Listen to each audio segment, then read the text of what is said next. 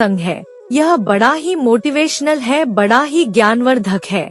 प्रिय दर्शकों, कौवा ने बताया, चाहे जो हो जाए, यह 2 काम कभी मत करना, नहीं तो पछताने के अलावा और कुछ हाथ नहीं लगेगा। दर्शकों, कहानी शुरू करने से पहले अगर आप हमारे चैनल पर पहली बार आए हैं तो चैनल को सब्सक्राइब करें, बेल आइकन ऑन करें, अच्छे कमेंट किया करें ताकि हर आने वाले वीडियो का नोटिफिकेशन सबसे पहले आपको मिले और प्रिय दर्शकों, आप उसका फायदा उठा सकें। तो शुरू करते हैं आज की यह प्यारी सी कहानी, यह प्यारा सा वीडियो। प्रिय दर्शकों, प्राचीन समय की बात है। किसी जंगल में एक कौवा और कौवी का जोड़ा रहा करता था। वह दोनों पति पत्नी आपस में बड़ा प्रेम करते थे, एक दूसरे से बड़े प्रेम से बातें करते थे। उनका जीवन बड़े ही सुख से कट रहा था, किसी प्रकार की कोई चिंता नहीं थी। कौवा अपनी पत्नी कौवी का बड़ा ध्यान रखता था, उसके लिए हर दिन दाना पानी लेकर आता था और कौवी भी अपने पति से बड़ा प्रेम करती थी, उनका बड़ा आदर सम्मान करती थी। प्रिय दर्शकों, एक दिन की बात है। कौवी अपने पति कौवा से कहती है कि पिया जी, भगवान ने हमारे भाग्य में इतने दुख क्यों दिए हैं?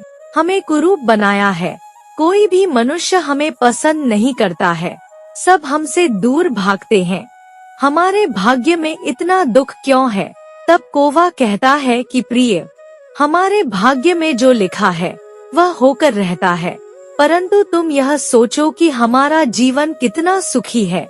हम आराम से जंगल में रहते हैं, दाना पानी खाते हैं, जहाँ चाहे उड़कर जा सकते हैं और कोई मनुष्य हमारा शिकार भी नहीं करता।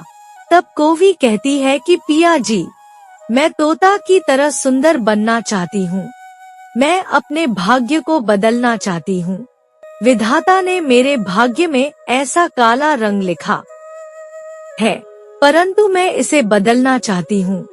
तब कौवा कहता है कि प्रिय, हम चाहकर भी हमारे भाग्य को नहीं बदल सकते, परमात्मा ने जो हमारे भाग में लिखा है हमें वैसा ही रहना पड़ता है, वैसा ही हमें मिलता है। तब कौवी कहती है कि नहीं पिया जी, अगर हम चाहे तो हमारे भाग्य को बदल सकते हैं, हमें कोशिश करना चाहिए, हमें भी तोता की तरह सुंदर दिखना चाहिए। तब कौवा कहता है कि प्रिय, मैं तुम्हें इस विषय पर एक कहानी सुनाता हूँ और कहानी के अंत में मैं तुम्हें बताऊंगा कि चाहे जो हो जाए, मनुष्य को यह 2 काम कभी नहीं करना चाहिए, नहीं तो पछताने के अलावा कुछ हाथ नहीं लगता। प्रिय दर्शकों, अब कौवा अपनी कहानी प्रारंभ करता है। कौवा कहता है कि प्रिय, किसी गांव में एक बड़े ही ज्ञानी पंडित जी रहते थे। वह पंडित जी सारी विद्याएं जानते थे, उन्हें हर चीज का ज्ञान था। गांव के सभी लोग पंडित जी की खूब इज्जत करते थे। पंडित जी का एक पुत्र था जिसका नाम मोनू था। पंडित जी अपने पुत्र मोनू से बड़ा प्रेम करते थे। दर्शकों, कौवा आगे कहता है कि प्रिय, पंडित जी लोगों का भविष्य बताकर और लोगों के घर में पूजा पाठ करके अपना घर चलाया करते थे, अपना और अपने पुत्र का पालन पोषण करते थे। कई सालों पहले पंडित जी की पत्नी की मृत्यु हो चुकी थी। इस वजह से पंडित जी और उनका पुत्र अब घर में 2 ही लोग थे। गांव के सभी लोग अपना अपना भविष्य जानने के लिए और अपनी समस्याओं का समाधान करवाने के लिए पंडित जी के घर आया करते थे। पंडित जी भी अपने गांव के लोगों की बड़ी सहायता करते थे। वह उनका भविष्य बताते थे और आने वाली समस्याओं का निवारण करते थे। गांव के सभी लोग पंडित जी से बड़ा प्रेम करते थे, उनका बड़ा आदर सम्मान करते थे। पंडित जी भी अपने जीवन में बड़े सुखी थे, उन्हें किसी चीज की कोई चिंता नहीं थी। सारा दिन पूजा पाठ करते, लोगों की सहायता करते, उनके दुखों का निवारण करते और सुख से अपना जीवन यापन कर रहे थे। प्रिय दर्शकों, एक दिन की बात है। पंडित जी का पुत्र मोनू अपने पिताजी के पास आता है और कहता है, पिताजी, आप सारे गांव का भविष्य देखते हैं, सबकी इतनी सहायता करते हैं, सबका इतना ध्यान रखते हैं, परंतु आज आप मेरा भविष्य देखिए और बताइए कि मैं बड़ा होकर क्या बनूंगा। दर्शकों, तब पंडित जी कहते हैं कि बेटा, अभी मैं गांव वालों का भविष्य देख रहा हूँ, उनकी समस्याओं का समाधान कर रहा हूँ। तुम्हारा भविष्य में शाम को देखूंगा, शाम को मेरे पास आना। दर्शकों, अब अपने पिता की ऐसी बात सुनकर वह मोनू खेलने चला जाता है और सोचता है कि रात को आकर पिताजी से अपना भविष्य पूछूंगा। अब धीरे धीरे शाम हो जाती है और शाम को जब मोनू अपने मित्रों के साथ खेलकर और अपने घर में आता है तो वह अपने पिताजी से कहता है कि पिताजी, आपने कहा था कि आप शाम को मुझे मेरा भविष्य बताओगे, तो अब आप मेरा भविष्य देखिए और मुझे बताइए कि मैं बड़ा होकर क्या बनूंगा। तब पंडित जी अपने पुत्र का भविष्य देखते हैं और वह अपनी कई पुस्तक देखते हैं, अपने पुत्र का हाथ देखते हैं। इस प्रकार कई देर तक देखने के बाद जब उन्हें अपने पुत्र का भविष्य दिखता है, तब पंडित जी को पता चलता है कि मेरे पुत्र का विवाह नदी के उस पार रहने वाले एक मछुआरे की सबसे छोटी कन्या से होगा। तो यह देखकर पंडित जी बड़े दुखी होते हैं और बड़े हैरान हो जाते हैं। पंडित जी सोचते हैं कि मैं एक ब्राह्मण, इतना बड़ा पंडित हूँ और मेरे पुत्र का विवाह एक मछुआरे की कन्या के साथ, ऐसा कैसे हो सकता है। अब तो पंडित जी अपने पुत्र का भविष्य एक बार और देखते हैं, परंतु दोबारा देखने पर भी उन्हें यही दिखता है कि मेरे पुत्र का विवाह मछुआरे की कन्या से होगा। प्रिय दर्शकों, ऐसा देखकर वह पंडित जी बड़े दुखी हो जाते हैं और सोचने लगते हैं कि ऐसा अनर्थ नहीं हो सकता, मेरा पुत्र किसी मछुआरे की कन्या से विवाह नहीं कर सकता। अब तो पंडित जी को सारी रात नींद नहीं आती है, वह इसी चिंता में डूबे रहते हैं कि मेरे पुत्र का विवाह किस प्रकार मैं एक मछुआरे की कन्या से होने से रोक सकता हूँ। प्रिय दर्शकों, अब सारी रात विचार करने के बाद पंडित जी अगले दिन नदी के दूसरी तरफ उस मछुआरे के घर के लिए निकल पड़ते हैं और वह निर्णय करते हैं कि मैं मेरे पुत्र का भविष्य बदल दूंगा, उसके भाग्य में जो लिखा है उसे मैं बदल दूंगा। अब तो कई देर तक चलने के बाद और नदी पार करने के बाद वह पंडित जी उस मछुआरे की कुटिया पर पहुंचते हैं।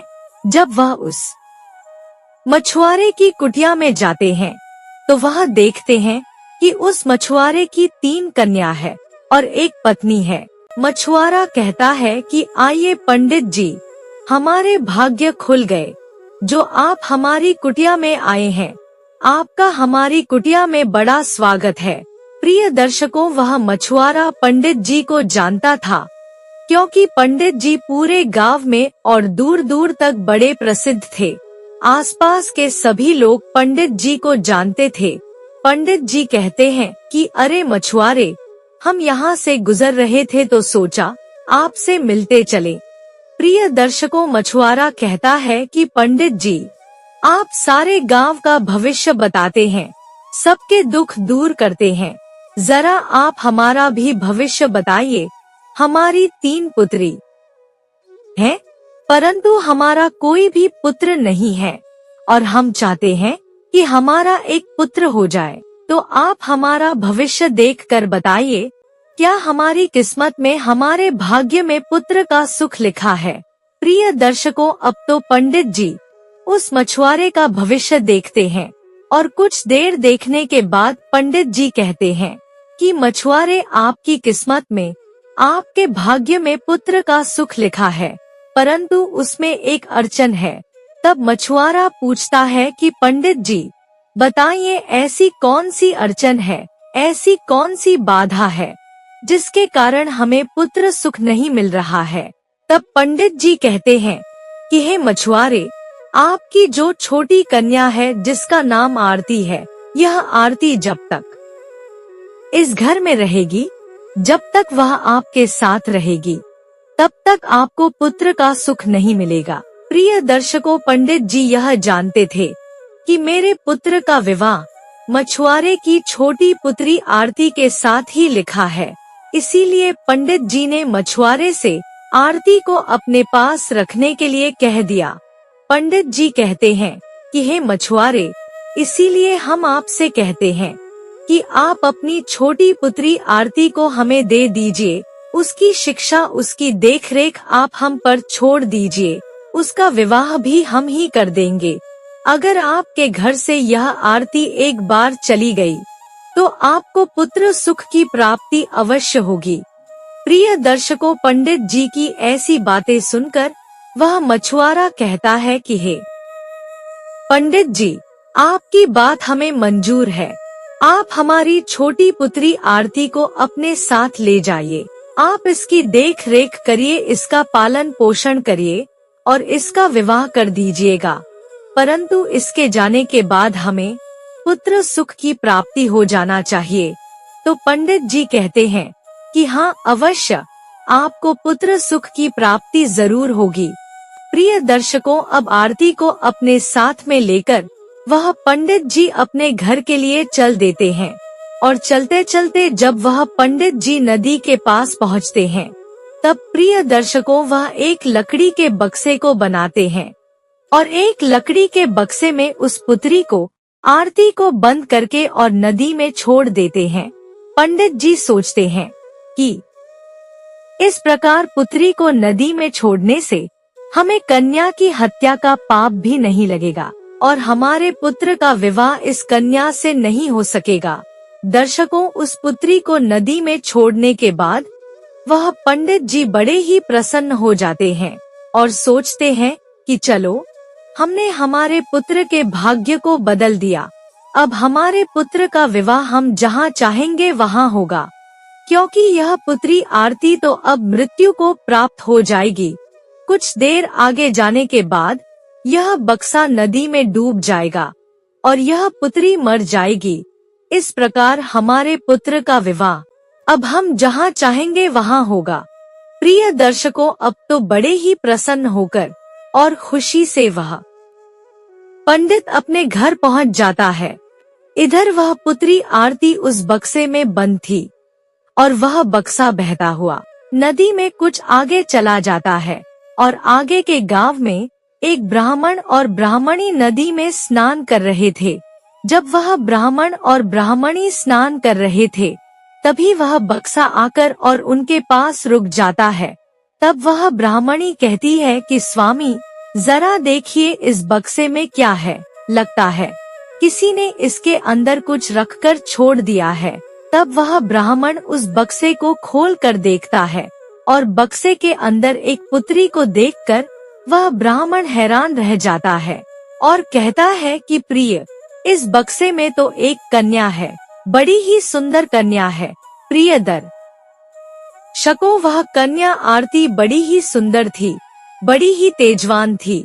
संजोग से उस ब्राह्मण और ब्राह्मणी की कोई संतान नहीं थी।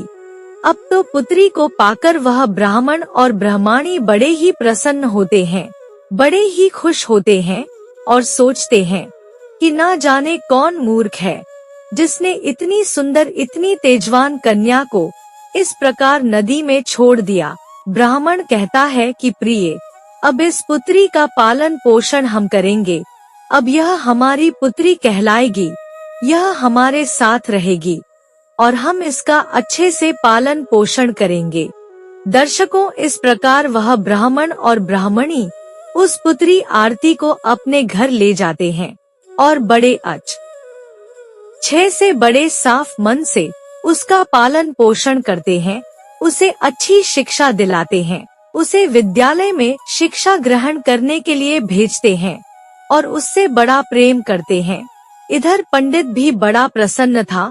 वह सोच रहा था कि उसने अपने पुत्र का भाग्य बदल दिया। अब इसी प्रकार कई वर्ष बीत जाते हैं और पंडित का पुत्र अब कुछ बड़ा हो जाता है। वह नौजवान हो जाता है और शादी के योग्य हो जाता है। इधर वह पुत्री आरती भी अब किशोर अवस्था में आ चुकी थी, बड़ी ही सुंदर हो चुकी थी। बड़ी ही सुंदर हो चुकी थी। ब्राह्मण और ब्राह्मणी सोचते हैं कि अब हमें हमारी पुत्री का विवाह कर देना चाहिए। इधर वह पंडित भी अपने पुत्र के लिए योग्य कन्या की तलाश कर रहा था।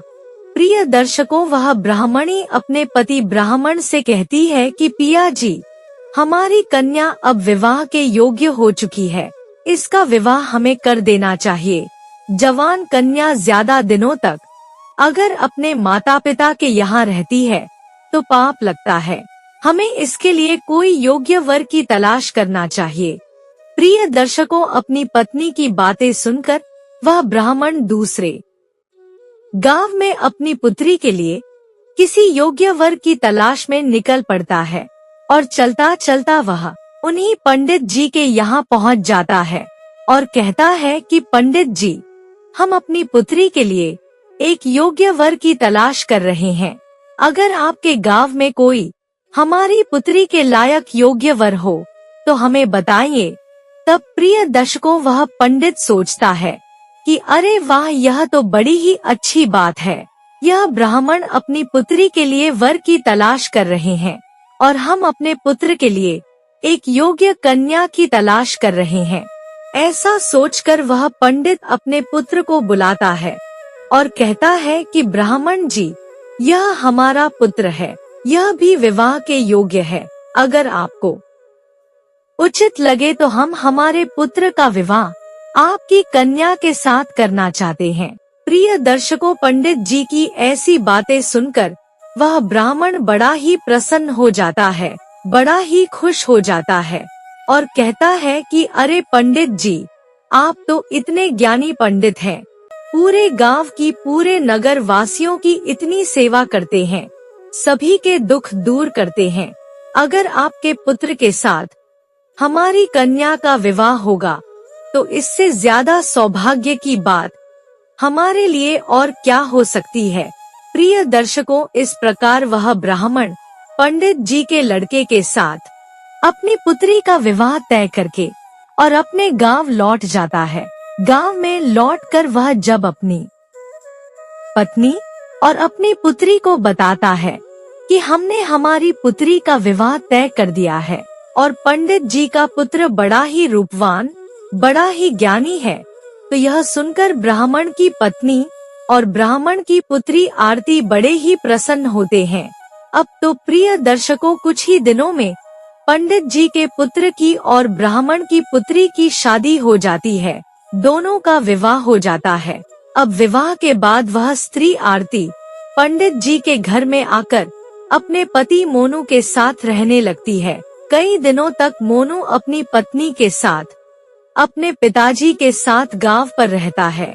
उसके बाद मोनू कहता है कि पिताजी, मैं कुछ धन अर्जित करने के लिए कोई अच्छी नौकरी ढूंढने के लिए शहर जाना चाहता हूँ। इस प्रकार प्रिय दर्शकों, अपने पिताजी से और अपनी पत्नी से अनुमति लेने के बाद मोनू शहर में नौकरी ढूंढने के लिए चला जाता है। प्रिय दर्शकों, अब इधर गांव में अपनी बहू के साथ पंडित जी बड़े सुख से रहने लगते हैं। वह आरती अपने ससुर जी की बड़ी सेवा करती थी, समय से भोजन देती थी और घर के सारे काम करती थी।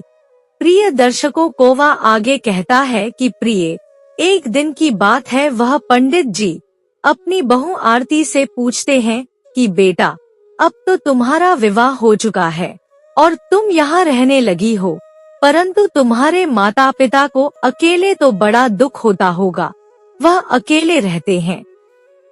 तुम्हारा क्या कोई भाई नहीं है, कोई बहन नहीं है? तब प्रिय दर्शकों, आरती कहती है कि पिताजी, मेरा कोई भाई बहन नहीं है और मैं किसी और की पुत्री हूँ। वह ब्राह्मण मेरे पिता नहीं है। मेरे पिता ने तो मुझे किसी बक्से में बंद करके और नदी में छोड़ दिया था। मेरे पिताजी तो बड़े ही दुष्ट थे।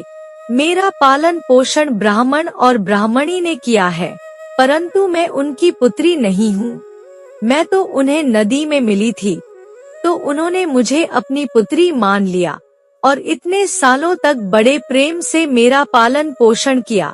प्रिय दर्शकों, अपनी बहू के मुख से इस प्रकार की बातें सुनकर वह पंडित हैरान रह जाता है और उसके पैरों के तले जमीन खिसक जाती है।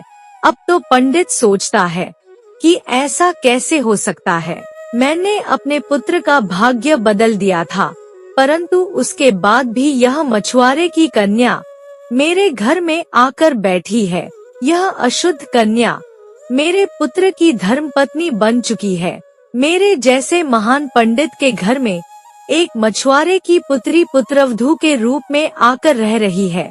दर्शकों, इस बात से वह पंडित बड़ा ही दुखी था। उसे बड़ा ही क्रोध आ रहा था। अब तो पंडित एक योजना बनाता है और अगले ही दिन सुबह होते ही अपनी पुत्रवधू से कहता है कि बेटा, चलिए आज नदी के तट पर घूमने चलते हैं। सारा दिन घर का काम करके तुम थक जाती होगी। आज मैं तुम्हें नदी के पास घुमा कर लाता हूँ। प्रिय दर्शकों, इतना कहकर वह अपनी पुत्रवधू के साथ और नदी के लिए जल देता है। वह पुत्रवधू भी बड़ी प्रसन्न थी। अब तो नदी के तट पर पहुँचने के बाद वह पंडित अपने पुत्रवधू से कहता है कि बेटा, मैं अपनी एक अंगूठी नदी में फेंक रहा हूँ और तुम्हें इस अंगूठी को नदी में से ढूंढ कर लाना है। और अगर तुमने अंगूठी नहीं ढूंढ पाई और अपने ससुराल में गई तो तुम्हारे पति और ससुर की मृत्यु हो जाएगी। और अगर तुम अपने पिता के घर गई तो तुम्हारे माता पिता की भी मृत्यु हो जाएगी।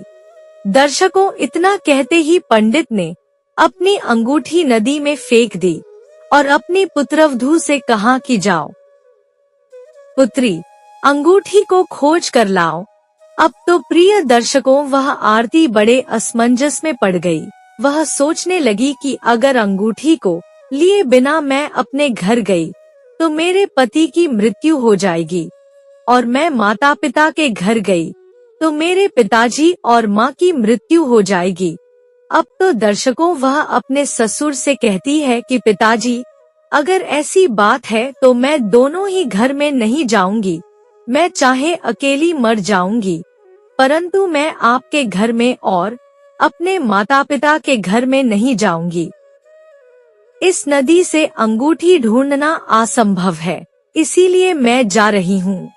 दर्शकों, इतना कहकर वह आरती जंगल की ओर निकल पड़ती है और कहती है कि पिताजी, अब मैं कभी लौट कर नहीं आऊंगी। मुझे समझ में आ चुका है कि आप मुझे नदी पर क्यों लाए हो, ताकि आप मुझे अपने पुत्र से दूर कर सको। दर्शकों, आरती समझ चुकी थी कि उसके ससुर अपनी पुत्रवधू को घर से बाहर निकालना चाहते हैं। अब तो आरती रोती हुई और जंगल की ओर निकल जाती है। इधर पंडित बड़ा ही प्रसन्न होकर, बड़ा ही खुश होकर और नाचता हुआ अपने घर निकल जाता है और सोचता है कि अब यह मछुआरे की पुत्री कभी मेरे घर में नहीं आएगी और मैं अपने पुत्र का विवाह किसी दूसरी कन्या से करूँगा। दर्शकों, इधर वह आरती जंगल में जा रही थी। तभी किसी गांव का एक बड़ा सेठ अकेली स्त्री को जंगल के अंदर जाता देख कहता है कि पुत्री, तुम जंगल में कहाँ जा रही हो? आगे जंगल बहुत घना है, हो सकता है कोई जंगली जानवर तुम पर हमला कर दे और तुम्हारे प्राण ले ले। वापस लौट जाओ। तब प्रिय दर्शकों, आरती कहती है कि भाई साहब, अब मेरे प्राण निकल भी जाएं तो कोई फर्क नहीं पड़ता। मेरा इस संसार में कोई नहीं है, मेरा मर जाना ही अच्छा है। तब वह सेठ कहता है कि पुत्री, ऐसी क्या बात है, तुम इतनी दुखी क्यों हो? तुम मेरे साथ मेरे घर चलो। तब आरती कहती है कि नहीं भाई साहब, मैं किसी पर बोझ नहीं बनना चाहती हूँ। फिर सेठ एक कहता है कि नहीं पुत्री, तुम मेरे घर में घर का काम करना, भोजन पकाना, उसके बदले में तुम्हें अच्छे पैसे दूंगा। इस प्रकार तुम्हारा जीवन बड़े सुख से कटेगा। प्रिय दर्शकों, अब तो आरती उस सेठ के साथ उसके घर चली जाती है और सेठ के घर में जाकर वह उसके घर का काम करने लगती है।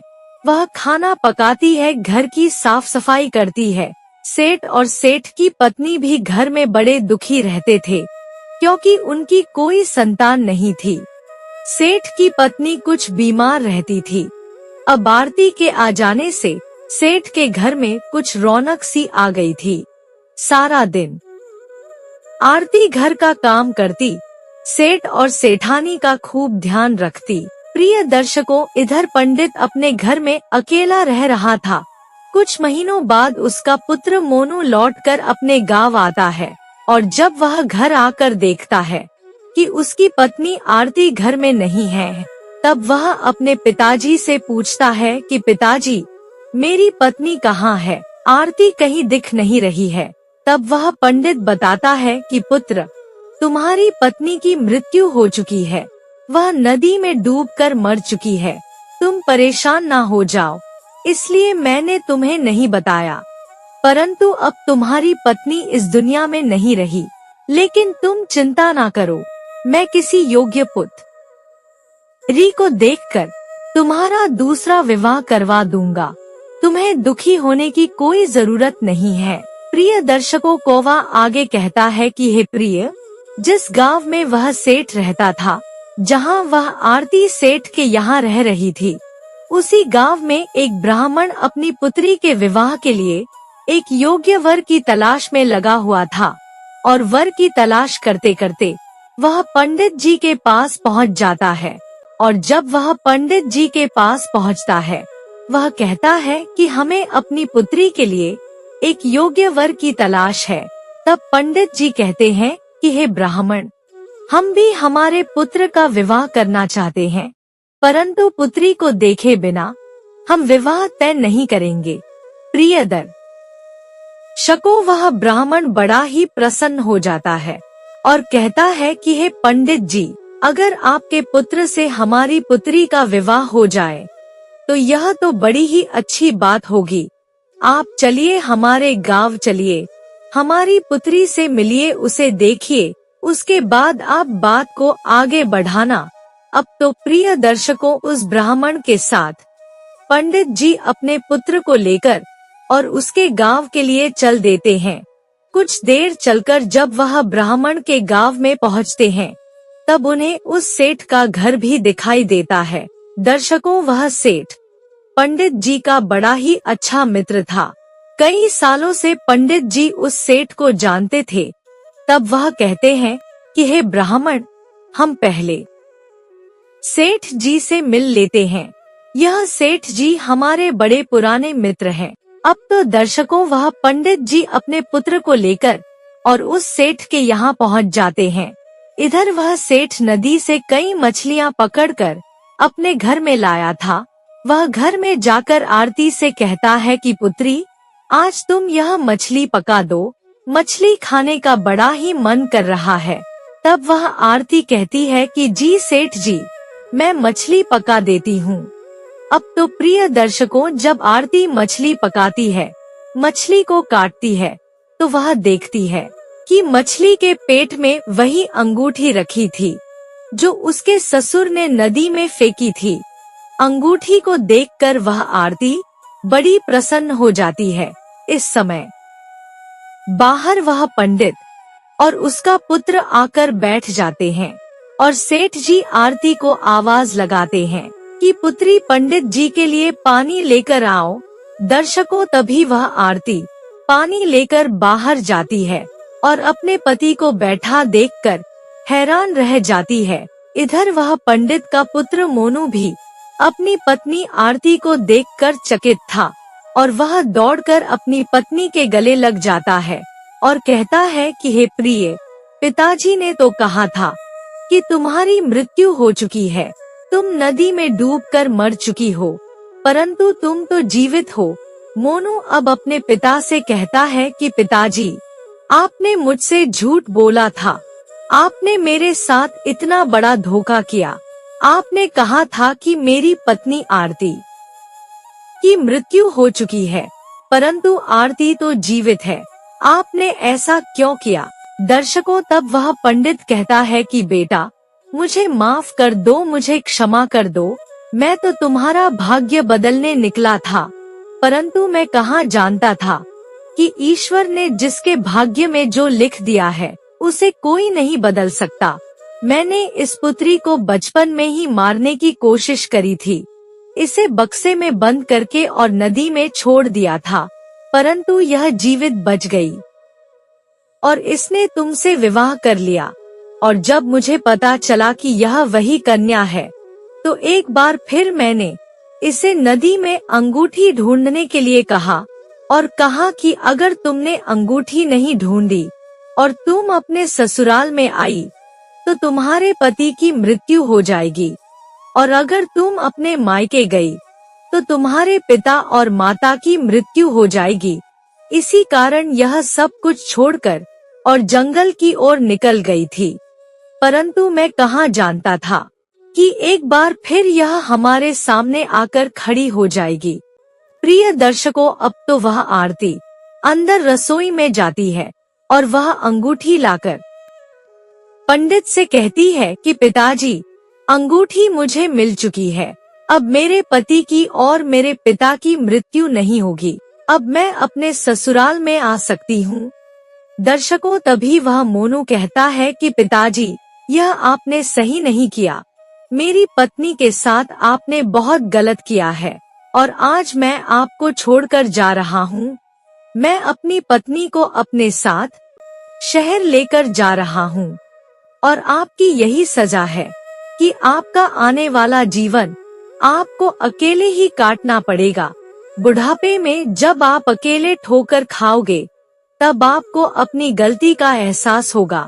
प्रिय दर्शकों, इतना कहकर मोनू अपनी पत्नी आरती का हाथ पकड़ता है और जाने लगता है। तभी वह पंडित दौड़कर और मोनू का रास्ता रोक लेता है और कहता है कि पुत्र, तुम नहीं जा सकते। मैं तुम दोनों के बिना कैसे रहूंगा? यह अकेला जीवन मुझसे नहीं कटेगा। इतना कहकर वह पंडित अपने पुत्र के चरणों में गिर जाता है। प्रिय दर्शकों, तब वह आरती अपने ससुर को उठाती है और कहती है कि पिताजी, आपको ऐसा नहीं करना चाहिए। कन्या मछुआरे की हो या ब्राह्मण की, आपको यह देखना चाहिए कि कन्या का स्वभाव कैसा है, कन्या का मन कैसा है।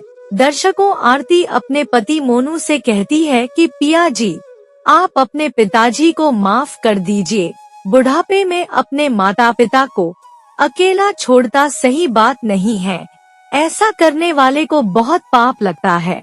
हम अपने पिताजी को अकेला नहीं छोड़ सकते और हमने इन्हें क्षमा कर दिया है और आप भी कर दीजिए।